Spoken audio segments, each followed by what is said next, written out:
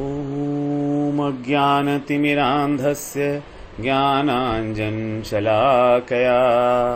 चक्षुरुन्मिलितं येन तस्मै श्रीगुरवे नमः।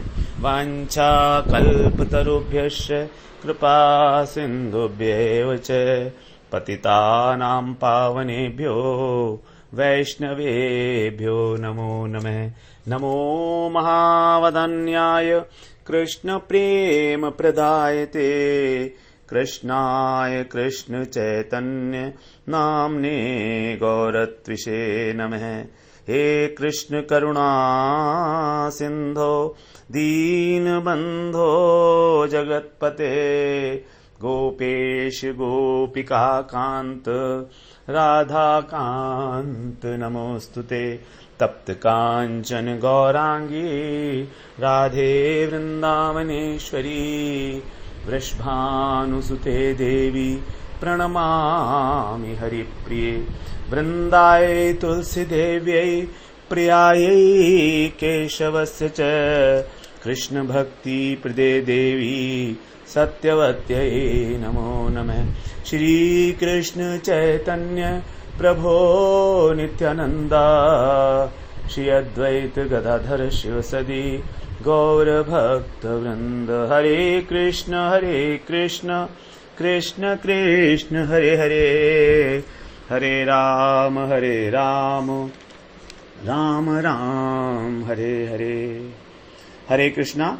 सर्वप्रथम अपने गुरुपाद पद्म ओम विष्णुपाद अष्टोत्तर शत श्री श्रीमद् भक्तिवेदांत माधव गोस्वामी महाराज के चरण कमलों में अनंत कोटि दंडवत प्रणाम ज्ञापन करता हूँ।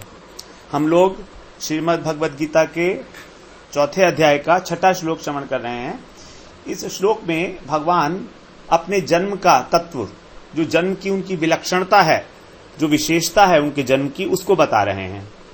तो भगवान इसमें बता रहे हैं अजोपि सन् अव्ययात्मा भूतानामीश्वरोऽपि सन् प्रकृतिं स्वामधिष्ठाय संभवामि आत्ममायया। यहाँ पर भगवान ने अपने को बताया है क्या है। भगवान अजोपी, अजोपी मतलब अजन्मा है। अज का मतलब होता है जिसका जन्म नहीं होता है। और अव्ययात्मा, अव्यय का मतलब होता है अविनाशी, जिनका कोई व्यय नहीं होगा कभी भी। और भूतानाम ईश्वरोऽपि, जितने भी जीव हैं उन सब के कौन है? भगवान ईश्वर हैं। तो भगवान के 3 बातें बताई भगवान के बारे में, अजन्मा है, अव्यय है और ईश्वर हैं। फिर आगे बता रहे हैं प्रकृतिम स्वाम अधिष्ठाय, अर्थात अपनी प्रकृति का आश्रय लेकर। प्रकृति भगवान की कैसी है? यहां प्रकृति का अर्थ बताया गया था स्वभाव, प्रकृति का अर्थ बताया गया था यहां पर स्वरूप, कि भगवान का स्वरूप कैसा है। भगवान का स्वरूप है सच्चिद आनंदमय। तो इस प्रकार से प्रकृति का अर्थ यहां पर स्वरूप बताया भगवान का स्वरूप कैसा है, सच्चिद आनंदमय। अर्थात भगवान जब इस पृथ्वी लोक में आते हैं धराधाम पर, तब भी भगवान का जो स्वरूप है वो मनुष्य दिखने पर भी उनका जो स्वरूप है वो हाड़ मांस का बना हुआ नहीं है हमारी तरह से। उनका सच्चिद आनंदमय स्वरूप है, उनका शरीर सच्चिद आनंदमय है। और संभवामी आत्ममाया, आत्ममाया का अर्थ बताया था अपनी योग माया का आश्रय लेकर। और संभवामी अर्थात आविर्भूत होते हैं। तो इस श्लोक में भगवान ने 6 चीजें बताई हैं। अज, अव्यय, ईश्वर, आत्ममाया, प्रकृति और संभवामी, अर्थात भगवान का प्रकट होना। तो हम लोग एक एक इसमें जो 6 चीजें हैं उसमें से एक एक चीज को हम लोग इसका श्रवण कर लेते हैं कि भगवान अज हैं। अज का क्या मतलब है? अज का मतलब है कि वो बता रहे हैं कि भगवान अजन्मा है, अर्थात भगवान साधारण मनुष्य की भांति उनका जन्म नहीं है। क्योंकि जैसा हम जानते हैं कि सभी जीव जो हैं उनका जन्म क्यों होता है? उनके जो पुराने जन्मों के कर्म फल हैं उसको भोगने के लिए उनका जन्म होता है। इसीलिए वो जन्म लेने के लिए परवश हैं, परतंत्र हैं सभी जीव, क्योंकि उनको कर्मों का फल भोगना है। अब कर्म का फल भोगने के लिए जन्म की आवश्यकता ही है। बिना जन्म लिए फल कैसे भोगेंगे? इसीलिए सभी जीव जो हैं परतंत्र होकर जन्म लेते हैं। अच्छा, अब अगर हम कहें कि आत्मा जो है हमारी वो क्या है, जीवात्मा, वो भी तो अज है, क्योंकि जैसे दूसरे अध्याय में हमने श्रवण किया था आत्मा के विषय में, अजोपी, भगवान वहां पर बता रहे हैं कि अजो नित्य शाश्वतो अयम पुराणो, ये जो आत्मा है अजो नित्य शाश्वतो अयम पुराणो, कि अज है, शाश्वत है, नित्य है और पुराण है। तो आत्मा भी तो स्वरूपतः है अज है ना, अज का मतलब अजन्मा है। फिर भगवान भी स्वयं अज है, तो इनमें दोनों में अंतर क्या हुआ? आत्मा को भी भगवान ने अज बताया था और स्वयं को भी अज बता रहे हैं, तो इसका क्या अभिप्राय है? तो यहां पर भगवान बता रहे हैं अजोपी माने अजन्मा होते हुए भी। इसका मतलब है कि उनके जो जन्म हो रहा है, जो दिखाई दे रहा है हमको उनका जन्म होना, उसमें कुछ खास विशेषता है। और वो विशेषता क्या है, इसके बारे में हम लोग सोचते हैं, तो विचार करते हैं, तो हमें पता लगता है कि जीवात्मा का जब जन्म होता है, जीवात्मा हमारी जो आत्मा है, जब उसका जन्म तब कब कहा जाएगा? जब वो स्थूल देह को धारण करेगी। और जब हमारी आत्मा स्थूल देह को, जो हमारा ये पंच भौतिक शरीर है, इसको धारण करती है, तब हम कहते हैं कि जन्म हुआ, इस व्यक्ति का जन्म हुआ, ये हम कहते हैं। लेकिन भगवान क्या करते हैं? भगवान ने देह ग्रहण कर ली, मनुष्य देह ग्रहण की, तो भी वो अजन्मा है। आत्मा जब देह को धारण करेगी तब कहा जाएगा उसका जन्म है। और भगवान देह धारण करके भी वो अजन्मा ही रहेंगे, उनका जन्म हुआ ही नहीं है। उन्होंने देह धारण की लेकिन वो अजन्मा ही रहेंगे, जबकि आत्मा देह धारण करके ये कहा जाएगा कि उसका जन्म हो गया। लेकिन भगवान देह धारण करके भी अजन्मा रहेंगे, ऐसा क्यों है? इसका कारण क्या है? इसका कारण है कि भगवान के बहुत सारे रूप हैं, अनंत रूप हैं भगवान के, क्योंकि भगवान अनेक अनेक प्रकार के अवतार लिए हैं। मत्स्य अवतार, कूर्म अवतार, नरसिंह अवतार, वराह अवतार, राम अवतार, भगवान के अनंत प्रकार के अवतार हैं। तो इन अवतारों के अंदर जितने भी स्वरूप हैं भगवान के, जैसे मत्स्य के रूप में भगवान कैसे हैं, मत्स्य के रूप में आए हैं, तो वो सारे के स्वरूप भगवान के नित्य हैं। इस बात को थोड़ा सा हम गहराई से समझेंगे तो हमारे समझ में आ जाएगा। भगवान जब मत्स्य का रूप धारण करते हैं तो हम सोचते हैं कि भगवान जो है मछली बन गए, मत्स्य बन गए। ऐसा नहीं है, ऐसा नहीं है। मत्स्य स्वरूप भगवान का नित्य है। वैकुंठ के अंदर अनेक अनेक प्रकोष्ठ हैं। वैकुंठ धाम जो है उसमें अनेक प्रकोष्ठ हैं, अनंत प्रकोष्ठ हैं। उन सब प्रकोष्ठों में भगवान के जितने भी अवतार हैं वो अनंत अवतार वहां पर विराजमान हैं, अपने अपने परिकरों के साथ। जैसे भगवान राम का प्रकोष्ठ है साकेत, उस साकेत धाम में वो अपने परिकरों के साथ नित्य विराजमान है, हमेशा। ये नहीं कि वो अब राम बन गए तो फिर बाद में कृष्ण बन गए या बाद में नरसिंह बन गए, ऐसा नहीं है। नरसिंह भगवान हमेशा विराजमान है वैकुंठ धाम में, क्योंकि भगवान का प्रत्येक स्वरूप नित्य है और प्रत्येक स्वरूप शाश्वत है। इसीलिए भगवान किसी भी देह को ग्रहण नहीं करते हैं। भगवान किसी भी देह को ग्रहण नहीं करते हैं। उनके अलग अलग स्वरूप हमेशा से हैं और हमेशा रहेंगे, इसीलिए उनको अजन्मा कहा गया। उनका कभी जन्म नहीं होता, वो तो हमेशा से हैं। जैसे एग्जाम्पल अगर हम लें, उदाहरण समझें, एक ड्रामा है। एक ड्रामा में कोई व्यक्ति रावण की भूमिका निभा रहा है, तो उस व्यक्ति का नाम है, मान लीजिए, देवदत्त। अब वो जो देवदत्त है वो रावण की भूमिका निभा रहा है। अब वो रावण का रूप धारण करेगा। अब उसने क्या किया? देवदत्त ने रावण का रूप धारण किया, लेकिन वास्तव में वो रावण नहीं है, वास्तव में वो देवदत्त ही है। तो यहां पर कहा जाएगा कि उसने रावण का रूप धारण किया, लेकिन भगवान के साथ ऐसा नहीं है। भगवान ने राम का रूप या नरसिंह का रूप धारण नहीं किया। वो किसी भी अवतार का रूप जो है वो धारण नहीं करते हैं भगवान, बल्कि क्या करते हैं वो सिर्फ उस रूप को प्रकाशित करते हैं और अप्रकाशित करते हैं। यही है अंतर। जैसे भगवान ने अपना राम रूप अप्रकाशित कर दिया और कृष्ण रूप प्रकाशित कर दिया। अपने भक्तों के अनुसार, लीला के अनुसार, स्थान के अनुसार भगवान एक स्वरूप को प्रकाशित करते हैं और दूसरे स्वरूप को अप्रकाशित कर देते हैं। वो हमको दिखाई देना बंद हो जाता है, लेकिन वो है। इसीलिए उनको कहा गया अजन्मा है वो।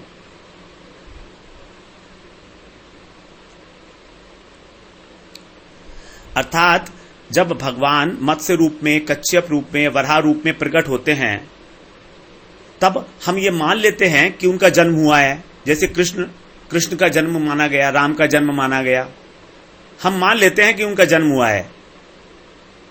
और जब जब वो उसको अप्रकाशित करते हैं तो हम सोचते हैं उनका विनाश हो गया, राम का अंत हो गया, कृष्ण का अंत हो गया। ऐसा नहीं है।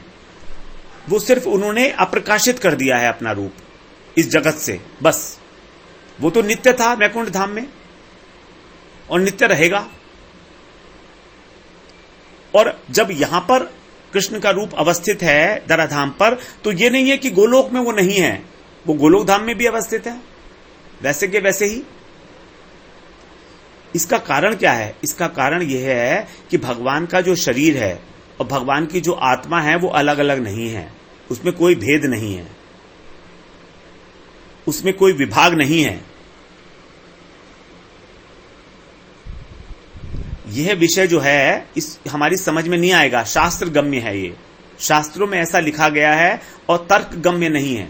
इसको तर्क से नहीं समझा जा सकता। लेकिन जो लोग भगवान को जानते हैं, भगवान के भजन कर रहे हैं, उनको स्वयं से ये बात अनुभव में आ जाएगी। तो भगवान के अंदर कभी भी देह और देही का अंतर नहीं है। जैसे कूर्म पुराण में कहा गया है, देह देही विभागश्च न ईश्वरे विद्यते क्वचित। देह देही विभागश्च न ईश्वरे विद्यते क्वचित।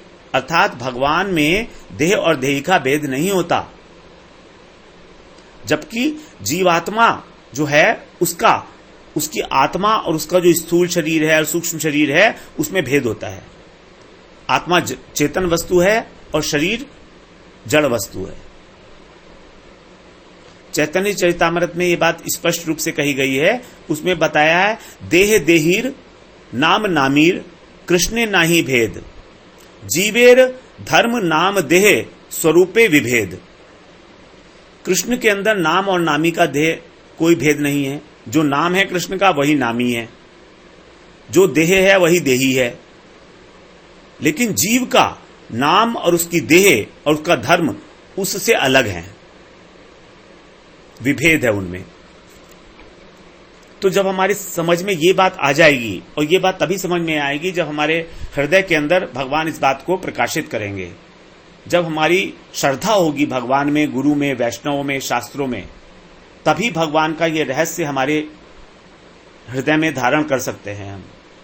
अन्यथा हमारी समझ में ये बात नहीं आएगी, बुद्धि से इसको नहीं समझा जा सकता। इसीलिए भगवान 90 अध्याय के 11वें श्लोक में बताएंगे यही बात। क्या बता रहे हैं वहां पर? अवजानन्ति माम मूढ़ा मानुषीम तनुमाश्रितम परम भावम अजानन्तो मम भूत महेश्वरम। 9वां अध्याय का 11वां श्लोक यही है। भगवान क्या बता रहे हैं? अवजानन्ति माम मूढ़ा, मेरा कैसा भाव है? परम भावम, मेरे परम भाव को। परम भाव को मतलब मेरा जो जन्म का तत्व है, भगवान का जन्म कैसा है? दिव्य है। भगवान का जन्म दिव्य है, भगवान का कर्म भी दिव्य है। तो भगवान के जो जन्म का और जो कर्म का, लीलाओं का तत्व है, जो उसका रहस्य है, उस बात को न जानने वाले लोग कैसे हैं? मूढ़ हैं। अवजानन्ति माम मूढ़ा मानुषीम तनुमाश्रितम। वो क्या मानते हैं कि भगवान मनुष्य का धारण करने वाले, मनुष्य का शरीर धारण करने वाले, भगवान ने जो मनुष्य का शरीर धारण किया करने वाले मुझको वो साधारण मनुष्य मानते हैं। और जबकि मैं क्या हूं? मम भूत महेश्वरम, मैं सारे जीवों का महामहेश्वर हूं, महाईश्वर हूं। और यहां पर भी भगवान ने यही बताया है, भूतानाम ईश्वरोपि भूतानाम ईश्वरोपि सन, और वहां पर बता रहे हैं मम भूत महेश्वरम। तो जो मूढ़ लोग हैं, जो मूर्ख हैं, वही ऐसा मानते हैं कि भगवान जो है साधारण मनुष्य हैं, जबकि भगवान मनुष्य का शरीर आश्रय करके ही अवतरण हुआ है उनका, बस इतना ही। और उसकी अवज्ञा कर बैठते हैं भगवान की, इसीलिए उनको कहा गया मूढ़ लोग हैं वो। तो भगवान का जो जन्म है वो दिव्य है, इसीलिए उनको अजन्मा कहा गया। अज हैं भगवान। यद्यपि आत्मा भी हमारी अज है, लेकिन तो भी जब ये आत्मा शरीर को धारण करती है तब उसका जन्म हुआ माना जाता है। जबकि भगवान अपने किसी भी रूप में जब आते हैं इस धराधाम पर, चाहे नरसिंह रूप हो, चाहे वामन रूप हो, चाहे मत्स्य रूप हो, चाहे कूर्म रूप हो, चाहे कृष्ण हो, तो वो उनका जो रूप है वो उन्होंने धारण नहीं किया है, वो नित्य है। और उस नित्य स्वरूप को उन्होंने यहां पर प्रकाशित और अप्रकाशित किया है सिर्फ, इसीलिए उनको अजन्मा कहा गया। तो आत्मा का जन्म लेना जन्म माना जाएगा, और भगवान का जन्म जो है वो कहा जाएगा प्राकट्य हुआ है भगवान का। भगवान का जन्म नहीं होता, भगवान का प्राकट्य होता है। जैसे जब कृष्ण का जन्म हुआ था कंस के कारागार में, तो क्या हुआ था, देवकी जी के सामने कृष्ण चतुर्भुज रूप से प्रकट हो गए थे, और तब देवकी जी ने और वसुदेव जी ने उनकी स्तुति की थी। उसी प्रकार जब राम प्रकट हुए थे कौशल्या के सामने, तो वो भी चतुर्भुज रूप में प्रकट हुए थे। तब कौशल्या जी ने कहा था कि आप अपना बाल स्वरूप प्रकाशित कीजिए, इस स्वरूप का आप संवरण कर लीजिए। तो भगवान के जो स्वरूप हैं वो नित्य हैं, इसलिए उनको अजन्मा कहा गया है। अब दूसरी बात इसमें आती है अव्यय। अव्यय का क्या अर्थ है? अव्यय के दो अर्थ बनते हैं। एक तो भगवान का कभी नाश नहीं है, वो नाश रहित हैं, अर्थात अविनाशी हैं। और दूसरे वो परिवर्तन भी रहित हैं, परिवर्तन भी नहीं होता, क्योंकि जिस चीज का परिवर्तन होता है उसी का नाश होता है। वस्तु धीरे धीरे परिवर्तित हो जाती है, विकार आ जाता है, उसका नाश हो जाता है। लेकिन भगवान का ना तो परिवर्तन है उनके शरीर में कोई, और ना ही उनका कभी नाश है, इसलिए उनको बोला अविनाशी, अव्यय। अव्यय का अर्थ बनता है अविनाशी, अर्थात भगवान भूत, भविष्य और वर्तमान तीनों कालों में जिनका किसी भी प्रकार कोई भी व्यय नहीं है। व्यय का मतलब है उनके स्वरूप में कोई हानि नहीं हो रही है और उनमें कोई परिवर्तन भी नहीं होता है। तो इसमें कहा गया कि भगवान का किसी काल में भी नाश नहीं है, लेकिन फिर भी देखा जाता है कि भगवान अंतर्ध्यान होते हैं। जब भगवान अपने स्वरूप को अंतर्ध्यान करते हैं तो साधारण लोग क्या कहते हैं कि कृष्ण का विनाश हो गया, कृष्ण की मृत्यु हो गई। उनके अप्रकट लीला को साधारण मनुष्य क्या कहते हैं? उनका विनाश, उनकी मृत्यु हो गई। तो क्या कृष्ण की कभी मृत्यु हो गई? कृष्ण की कभी मृत्यु हो सकती है? जो अविनाशी हैं, अव्यय हैं, शाश्वत हैं, भगवान हैं, अखिल कोटि ब्रह्मांड नायक हैं, लेकिन साधारण लोग उनको मृत्यु मान लेते हैं। भगवान की उपमा, भगवान का ये जो आविर्भाव और तिरोभाव है, प्रकट होना और अप्रकट होना है, इसको हम लोग एक उदाहरण से समझ सकते हैं। एक उदाहरण है, जैसे सूर्य है, सूर्य उदय होता है और सूर्य अस्त भी होता है। अब सूर्य उदय होने से पहले भी सूर्य था, वैसा का वैसा ही जैसा अब है, और अस्त होने के बाद भी वैसा का वैसा ही रहेगा। सूर्य के अंदर कभी कोई कमी नहीं आएगी। लेकिन स्थान विशेष पर अवस्थित जो लोग हैं, उनको उनकी दृष्टि में सूर्य का उदय होना और अस्त होना देखा जाता है। जैसे यहां पर अगर सूर्य उदय हुआ इंडिया में, तो अमेरिका में सूर्य अस्त हो गया। तो स्थान विशेष के कारण हमारी दृष्टि से सूर्य ओझल हो गया, अप्रकट हो गया। उसी प्रकार से भगवान अप्रकट हो गए और भगवान प्रकट हो गए और अप्रकट हो गए। भगवान का आविर्भाव हो गया और भगवान का तिरोभाव हो गया। इसको इस प्रकार से हम लोग समझ सकते हैं। तो भगवान का, जब भगवान अविनाशी हैं, तो फिर उनका अंत, उनका नाश हो ही नहीं सकता। इसलिए जो हम देख रहे हैं वो भगवान की अप्रकट लीला है। भगवान ने स्वयं को अप्रकट कर लिया। इसके अतिरिक्त दूसरी बात जो बताई थी वो है परिवर्तनशीलता। हम लोग देखते हैं कि साधारण रूप में हमारी जो देह है वो पहले बालक रूप में होती है, उसके बाद बड़े होते हैं तो युवा हो गए, फिर वृद्ध हो गए और उसके बाद देह नाश हो जाती है। हमारे शरीर में परिवर्तन होता रहता है, लेकिन भगवान में परिवर्तन नहीं होते हैं। यद्यपि भगवान बाल लीला करते हैं, कृष्ण की बाल लीलाएं हैं, कृष्ण की पौगंड लीलाएं हैं और कृष्ण की किशोरावस्था लीलाएं भी हैं। अर्थात जब कृष्ण जी एक जन्म से और 5 वर्ष की उम्र तक बाल लीला कही जाती है और 5 से 10 तक पौगंड लीला और 10 के बाद 10 से 15 तक किशोर लीला। तो कृष्ण की बाल लीला भी देखी जाती है, पौगंड लीला भी देखी जाती है और किशोर लीला भी देखी जाती है। तो क्या इसका मतलब यह हुआ कि कृष्ण की अवस्था बढ़ रही है या उनके शरीर में विकार हो रहा है? कभी वो बालक थे, उसके बाद फिर वो थोड़े बड़े हो गए, उसके बाद फिर वो किशोर हुए, क्या ऐसा है? लेकिन ऐसा नहीं है। वास्तव में वो उनकी जो अवस्था के अंदर बढ़ना देखा जा रहा है, ये भी केवल एक लीला के लिए है। लीला क्यों है? क्योंकि उनको भक्तों को आनंद देना है। अगर बाल लीला नहीं करेंगे तो नंद बाबा और यशोदा को आनंद कैसे होगा? और अगर पौगंड लीला नहीं करेंगे तो उनके सखाओं को आनंद कैसे मिलेगा?